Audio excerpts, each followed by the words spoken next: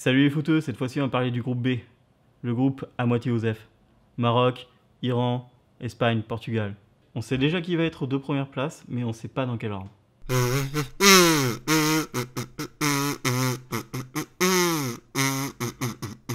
Hervé Renard entraîne peut-être le Maroc, c'est peut-être un spécialiste de la CAF, mais c'est pas du tout un spécialiste de la Coupe du Monde. Et on n'est pas sur une équipe de fous furieux.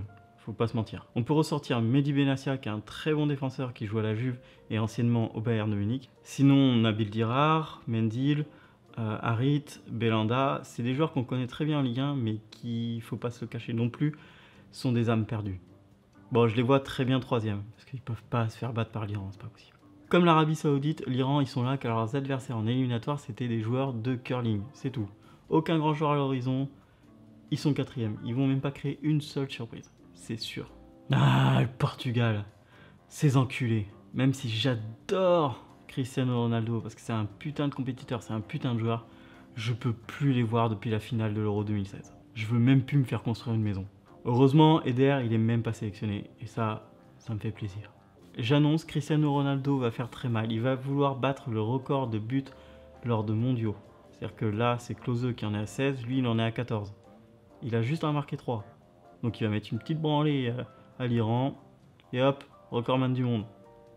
Encore une légende. Beaucoup de grands noms autres que Cricri. Beto, Rui Patricio, Pepe, Rafael Guerreiro, Moutinho, Carraro, Bernardo Silva, Gonzalo Guedes et Monsieur Ricardo Extérieur Caresma. Je pense que cette équipe-là est meilleure que celle de 2016, mais je les vois pas du tout avoir autant de chance. L'autre équipe de bâtards dans ce mondial, forcément, c'est l'Espagne.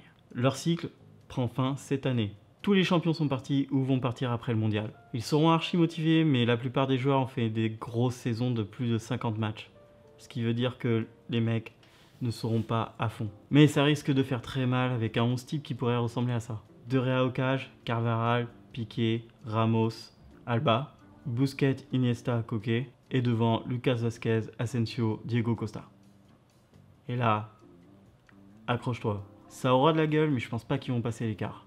Je pense que le karma va leur revenir en pleine gueule. Pour ce groupe, c'est surtout Portugal-Espagne qu'il va falloir regarder. Et en plus, ça arrive dès la première journée, le samedi soir. Ça va être un nul avec des buts. C'est obligé. Je pense l'Espagne première et le Portugal en second. En tout cas, ça va jouer sur qui mettra la plus grosse branlée à l'Iran. Bonne troisième mi-temps les footeux, abonnez-vous et venez débattre sur ce sujet très important. Busquets est-il le pire simulateur du monde ?